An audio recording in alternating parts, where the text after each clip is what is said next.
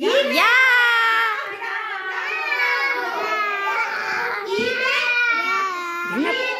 Εγώ είμαι ο Σαρδέλας. Ποιος είμαι? Ο Σαρδέλας. Σαρδέλας, μπράβο. Πριν με πετάξουν λοιπόν στον κάδο, είχα μέσα μου σαρδέλες. Τώρα όμως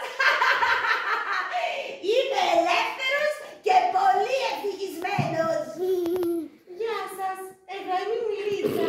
Δεν θέλω να θυμάμαι καθόλου την εποχή που ήμουνα κομπό στα μήλα και στεκόμουν στο ράφι του μπακάλι. Γεια σας, είμαι ο Βουτυλένος και όπως καταλάβατε, εγώ είχα πει ένα ελεύθερο βούτυρο. Χαίρομαι που τώρα είναι άλλος και δεν με παίρνει το βούτυρο για τα γλυκά, τα μπισκότα, τα μακαρόνια, το κρέας. Αχ, έτρεξαν τα σάλια.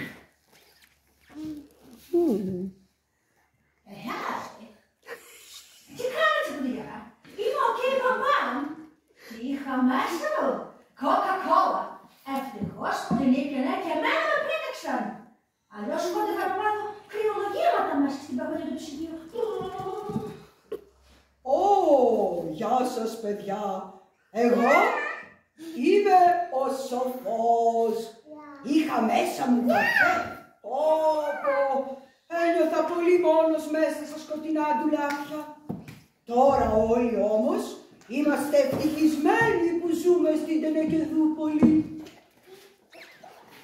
Σήμερα τα Τενεκεδάκια έχουν μεγάλες ετοιμασίες. Μεθαύριο είναι η πιο σπουδαία, η πιο μεγάλη γιορτή της Τενεκεδούπολης. Όλοι βοηθάνε.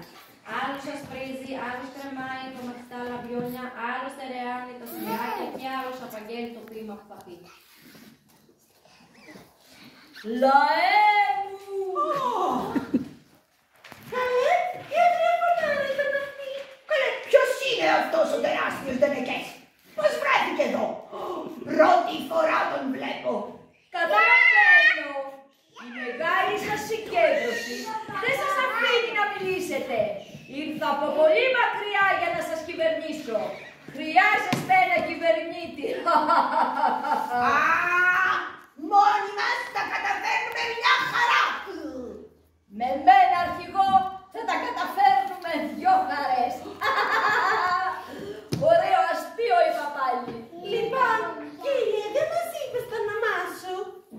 Λαβένιος. Όλοι με φωνάζουν Λαβένιο. Λοιπόν, κύριε Λαβένιο, δεν χρειαζόμαστε αρχηγό, κυβερνήτη όπως είπες.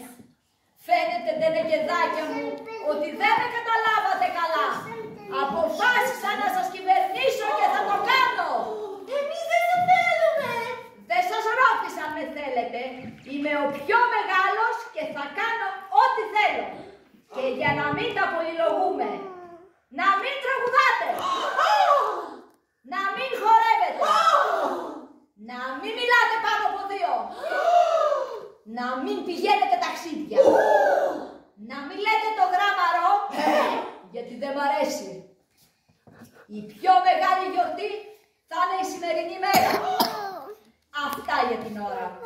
Το ταξίδι μου άνοιξε την όρεξη. Σαρδέλα,